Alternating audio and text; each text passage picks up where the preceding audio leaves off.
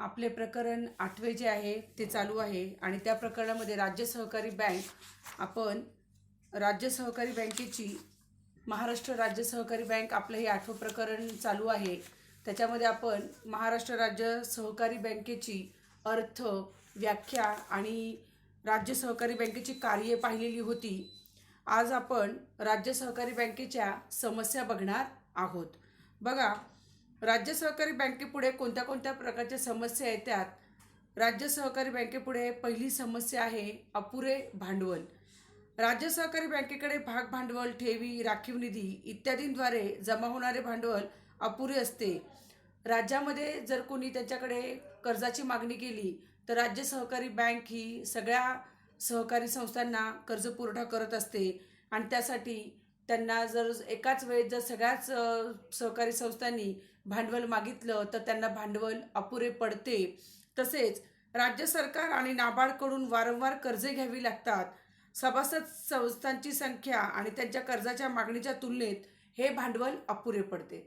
म्हणजे तुमची सभासद संख्या किती आहे, परत तुमच्या किती सहकारी संस्था तुमच्या सभासद आहेत आणि त्यांना किती भांडवल पाहिजे ह्याच्यामध्ये खूप मोठी तफावत आहे। म्हणून अपुरे भांडवल ही राज्य सहकारी बँकेची पहिली समस्या आहे। त्याच्यानंतर राज्य सहकारी बँकेची पुढची समस्या आहे अपुऱ्या ठेवी। राज्य सहकारी बँकेचं काय होतं की बँक पुरेशा प्रमाणात ठेवी गोळा करत नाही।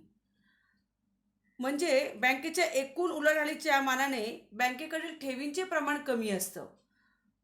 व्यवहार खूप मोठे मोठे होतात, ते लोक लाखोनी कर्ज घेतात ते, पण ठेवी स्वीकारायला कोणी तयार नाहीये। म्हणजे जर तुम्ही कर्ज घेता, कर्ज कोण घेतं? ज्याच्याकडे पैसे नाहीये तो घेतो। म्हणजे ऑब्व्हियसली तो ठेवी ठेवणार नाही आणि त्यांनी ठेवी ठेवल्या नाही म्हणजे अपुरे भांडवल ही समस्या कोणाला येणार आहे? राज्य सहकारी बँकेला। कारण राज्य सहकारी बँक ही फक्त तुम्हाला कर्ज देण्यासाठी नाहीये। तुमच्याकडे जर काही एक्स्ट्रा पैसे असतील तर तुम्ही ते तिथे राज्य सहकारी बँकेकडे ठेवले पाहिजेत तुमची ठेव म्हणून, आणि त्या ठेवी कमी होतात आणि तुमचे कर्ज जास्त आहेत। म्हणून अपुरे भांडवल, अपुऱ्या ठेवी हे राज्य सहकारी अपुरे भांडवल आणि अपुऱ्या ठेवी हे राज्य सहकारी बँकेची पुढची समस्या आहे। त्याच्यानंतर तिसरा जो पॉइंट आपला आहे तो आहे सदोष कर्ज वाटप पद्धती। बघा, सदोष कर्ज वाटप पद्धतीमध्ये म्हणजे काय आहे की राज्य सहकारी बँक ही जिल्हा मध्यवर्ती सहकारी बँकांना व इतर सहकारी संस्थांना कर्ज पुरवठा करताना त्यांची आर्थिक स्थिती व कर्ज परतफेडीची क्षमता विचारात न घेता राजकीय दबावाखाली विशिष्ट जिल्हा मध्यवर्ती सहकारी बँका आणि अर्थक्षम नसणाऱ्या सहकारी संस्थांना कर्ज पुरवठा करते। राज्य सहकारी बँक ही जिल्हा मध्यवर्ती सहकारी बँक आणि आपली नागरी सहकारी बँक यांच्यामधली दुवा आहे आणि राज्य सहकारी बँक ही शिखर बँक आहे, ही बँकांची बँक आहे। आणि त्याच्यानंतर शिखर बँकेनंतर मग तुमची रिझर्व्ह बँक ऑफ इंडिया म्हणजे RBI येणार आहे। तर राज्य सहकारी बँकेमध्ये काय आहे, सदोष कर्ज वाटप पद्धतीमध्ये जेही तुम्ही कर्ज देताय त्याच्यामध्ये बऱ्याच त्रुटी आहेत। राज्य सहकारी बँक जिल्हा मध्यवर्ती सहकारी बँकांना कर्ज पुरवठा करते। जिल्हा मध्यवर्ती सहकारी बँक ही प्राथमिक नागरी सहकारी बँकांना कर्ज पुरवठा करते। मग त्याच्यामुळे होतं काय की राज्य सहकारी बँक जेव्हा जिल्हा मध्यवर्ती सहकारी बँकांना कर्ज पुरवठा करते तर आधी त्यांनी किती कर्ज घेतलेले आहेत, किती कर्ज त्यांनी फेडलेले आहेत हे न बघता जिल्हा मध्यवर्ती सहकारी बँकेने जर कर्ज मागितलं तर सरसकट ती कर्ज देते। मग त्याच्यामुळे होतंय काय की कोणीच अर्थक्षम होत नाहीये। राज्य सहकारी बँकेला कर्ज वेळेवर मिळत नाही, जिल्हा मध्यवर्ती व्याज आणि जे कर्ज घेतले ते परतफेडी वेळेवर होत नाही म्हणून राज्य सहकारी बँक डबघाईला येते। जिल्हा मध्यवर्ती सहकारी बँकेला नागरी सहकारी बँकेला जेव्हा ती पुरवठा करते तेव्हा त्यांनाही कर्ज परतफेड आणि व्याज वेळेवर मिळत नाही। म्हणजे हे सगळे एक हातात हात घालून चालणाऱ्या बँका आहेत, ह्या एकावर दुसरी पूर्ण डिपेंड आहे। म्हणून सदोष कर्ज वाटप पद्धती म्हणजे या कर्ज वाटपीमध्ये काहीतरी दोष आहेत। म्हणून राज्य सहकारी बँकेची ही पुढची समस्या आहे सदोष कर्ज वाटप पद्धती। त्याच्यानंतर चौथी जी समस्या आहे राज्य सहकारी बँकेची ती आहे वाढती थकबाकी। बघा, राज्य सहकारी बँकेची थकबाकी सतत वाढत आहे. सदोष कर्ज वाटप, कर्ज वापराकडे दुर्लक्ष, कर्ज वसुलीचे अपुरे प्रयत्न, राजकीय दबाव, तसेच थकबाकीचे वाढलेले प्रमाण, ह्या सगळ्यामुळे त्यांची थकबाकी वाढत आहे. काही जण स्वतःचा राजकीय दबाव वापरून कर्ज घेतात आणि वेळेवर फेडत नाहीयेत. काही जण कर्ज वापराकडे दुर्लक्ष आहे. कर्ज वाटपामध्ये पण खूप दोष आहेत. त्याच्यानंतर कर्ज वसुली जेव्हा करायची वेळ येते तेव्हा प्रयत्न पूर्ण करत नाहीयेत. अगदी 1-2 वेळा त्यांना रिमाइंड करून दिलं जातं, नंतर परत त्यांचा पाठपुरावा केला जात नाही. त्यांच्याकडे कोणाला पाठवलं जात नाही.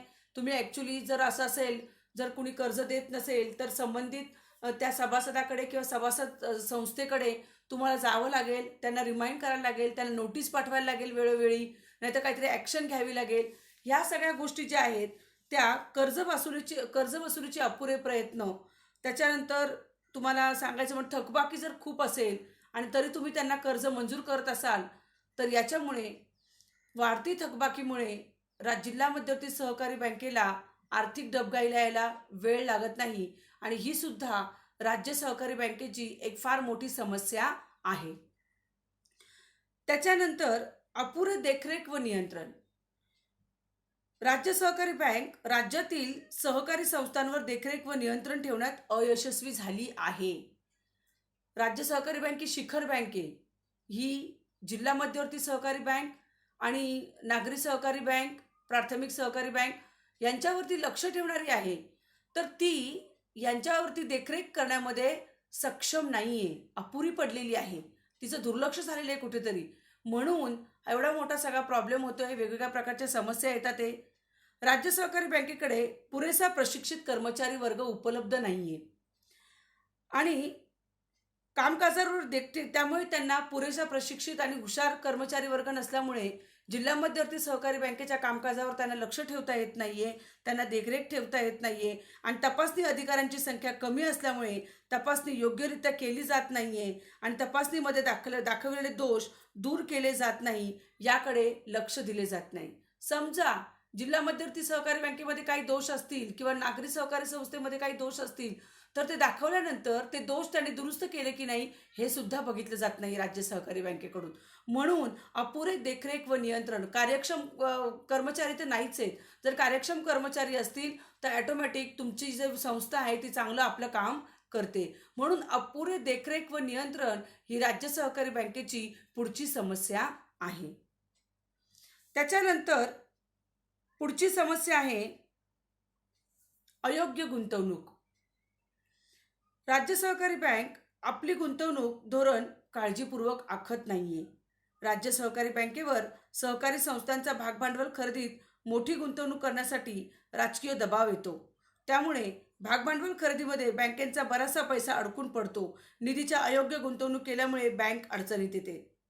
बघा, जेव्हा एखादी सहकारी संस्था स्थापन होत असते आणि ती जर एखाद्या राजकीय पुढाऱ्याची असेल ती संस्था, तर तो राजकीय जो माणूस आहे, ज्याचं राजकीय वजन आहे, दबाव आहे, तो सांगतो राज्य सहकारी बँकेला की तुम्ही ह्या संस्था जी आम्ही ओपन केलेली आहे त्यासाठी तुम्ही भाग भांडवल खरेदी करा, आमचे शेअर्स विकत घ्या आणि आम्हाला आमच्यामध्ये गुंतवणूक करा.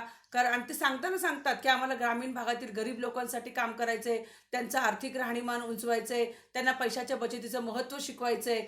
पण ॲक्च्युली त्यांच्या मनात असं काहीही नसतं. त्यांना फक्त सहकारी संस्थेमार्फत पैसा कमवायचा असतो.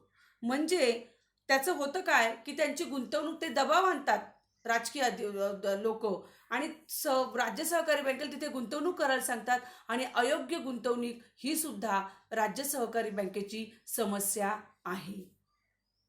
त्याच्यानंतर आपला पुढचा पॉइंट आहे नियोजनाचा अभाव. बघा, राज्य सहकारी बँक गुंतवणूक व कर्जपुरवठा करताना नियोजनपूर्ण धोरण आखत नाहीये. दीर्घकाळात उपयुक्त होईल असे कर्ज पुरवठ्याचे व कर्ज वसुलीचे नियोजन न केल्यामुळे राज्याच्या विकासावर त्याचा अनिष्ट परिणाम होतो. जी काय गुंतवणूक करणार असेल तुम्ही दीर्घकाळ करा, भरपूर वर्ष करा, 25 वर्ष, 30 वर्ष. त्याच्यानंतर कर्ज पुरवठा आणि कर्ज वसुली याच्यामध्ये सुद्धा तुम्हाला समतोल राखला पाहिजे आणि हा समतोल राज्य सहकारी बँकेमध्ये राखला जात नाही आणि म्हणून नियोजनाचा अभाव हा राज्य सहकारी बँकेची पुढची समस्या आहे. त्याच्यानंतर त्याची पुढची समस्या आहे मध्यम मुदतीच्या कर्जाकडे दुर्लक्ष. राज्य सहकारी बँक अल्प, मध्यम आणि दीर्घ मुदतीचे कर्ज देते. पण होतं काय की जे मध्यम मुदतीची कर्ज दिलेली आहेत म्हणजे 1 वर्षापासून 5 वर्षापर्यंतची जी कर्ज दिलेली आहेत, त्या कर्जांकडे राज्य सहकारी बँक लक्ष देत नाहीये. की आपण समजा एका व्यक्तीला 5 वर्षासाठी लोन दिलं, पण त्यांनी किती कर्ज फेडलेलं आहे, त्यांनी व्याज वेळेवर दिलेलं आहे की नाही आणि त्यासाठी लगेच त्यांनी दुसरा जर ॲप्लाय केला, तर पहिलं कर्ज त्यांनी किती फेडलंय त्याचा रेकॉर्ड काय आहे पहिल्या कर्जाचं ते बघा. जर त्यांनी वेळेवर व्याज दिलेलं असेल, जर त्यांनी कर्ज थोडंफार फेडलेलं असेल, तर अशा व्यक्तीला कर्ज द्यायला काहीही हरकत नाहीये. पण त्यांनी अजूनही पहिलेच काही हप्ते त्याचे बाकी आहेत आणि त्यांनी व्याज पण वेळेवर दिलं नाही, तर अशा व्यक्तीला दुसऱ्यांदा कर्ज देताना किंवा सभासदाला दुसऱ्यांदा कर्ज देताना राज्य सहकारी बँकेने विचार केला पाहिजे आणि तो विचार केला जात नाही. म्हणजे मध्यम मुदतीच्या कर्जाकडे दुर्लक्ष होते राज्य सहकारी बँकेचं आणि ही फार मोठी समस्या आहे राज्य सहकारी बँकेची. त्याच्यानंतर सदोष कार्यपद्धती बघा, त्यांच्या कार्यपद्धतीमध्ये पण खूप दोष आहेत की वसुलीवर योग्य प्रकारे नियंत्रण नाहीये, कर्ज वाटपासंबंधीचे निर्णय संचालक मंडळ घेत असतं आणि प्रत्येक संचालन आपल्या भागातील सहकारी संस्थांना अधिकाधिक कर्ज पुरवठा व्हावा म्हणून प्रयत्न करतो. त्यामुळे राज्यात सहकार क्षेत्राचा समतोल विकास होत नाहीये. समजा आता मी कोणतरी मोठी आहे आणि मी काय करणार, माझ्या सहकारी संस्थांना जास्तीत जास्त कर्ज कसं मिळत राहील त्याच्याकडे मी आणि परत कोणी जर तपासायला आलं तर त्यांना पण मी सांगेल, अरे कशाला काळजी करता, मी स्वतः इथे आहे असं बोलून तुम्ही काही करू शकता, तुम्ही त्याच्यामध्ये बदल करू शकता. म्हणजे सदोष कार्यपद्धती म्हणजे तुमची सहकारी संस्था चालू तुम्ही जेव्हा राज्य सहकारी बँक जेव्हा इतर सहकारी संस्थांना आर्थिक मदत करते तर त्याच्यामध्ये त्यांची बऱ्याच चुका होतात आणि सदोष कार्यपद्धती हा सुद्धा राज्य सहकारी बँकेची समस्या आहे. आणि त्याच्यानंतर जी पुढची समस्या आहे अकार्यक्षम व्यवस्थापन. बघा, राज्य सहकारी बँकेला त्यांची तत्वाचे जे पुरेसे ज्ञान व अनुभव कर्मचारी वर्गावर नसतो. त्यांची संस्थेची तत्व काय आहेत, त्यांचा पुरेसं ज्ञान आहे का काम करण्यामध्ये किंवा सहकारी संस्थेचं कशी संस्था चालली ते बघण्यामध्ये. त्याच्यानंतर कर्मचारी वर्गावर पण राजकीय दबाव जर असेल तर ते त्यांचं काम व्यवस्थितपणे करू शकत नाहीत आणि राज्य सहकारी बँकेने वैयक्तिक कर्ज देऊ नये असे अभिप्रेत असतं आणि परंतु राज्य सहकारी बँकेने वैयक्तिक कर्ज दिलेली आहेत लोकांना आणि ही अकार्यक्षम व्यवस्थापन ही सुद्धा राज्य सहकारी बँकेची फार मोठी समस्या आहे. त्याच्यामुळे आज आपण राज्य सहकारी बँकेच्या समस्या पाहिलेल्या आहेत. आता मला तुम्हाला सांगायचं आहे की मी तुमचे जे आधीचे व्हिडिओ पाठवलेले आहेत ते मी चेक केलेत. जवळजवळ मी 12वी C, 12वी G आणि 12वी H असे मिळून जर मी 3 वर्गांना व्हिडिओ पाठवत असेल तर कमीत कमी 200 मुलांचे व्ह्यूज मला आले पाहिजेत. पण तसे व्ह्यूज येत नाही आहेत मुलांचे. हार्डली 50 ते 60 मुलंच काही व्हिडिओ बघतात. त्यामुळे तुमचा इंटरेस्ट नाही दिसत आहे आम्हाला इथे. तर असं करू नका. जी तुमचे आता जे व्हिडिओ बघतात ते त्यांनी आपल्या मित्रमैत्रिणींना सांगा, हा काय टाईमपास चाललेला नाही आहे. आपल्याला हा एक आपण जर करोनामुळे आपण एकमेकांना भेटू शकत नाहीत म्हणून हा आपण एक मार्ग काढलेला आहे. एक आपण हा सुमार्ग शोधून काढलेला आहे. त्याच्यामुळे जास्तीत जास्त विद्यार्थ्यांनी सगळे लेक्चर्स अटेंड करा. असं समजा की आपण कॉलेजमध्येच आहोत तरच तुम्ही ताराल, नाहीतर तुमचा रिझल्टचं काही खरं नाही.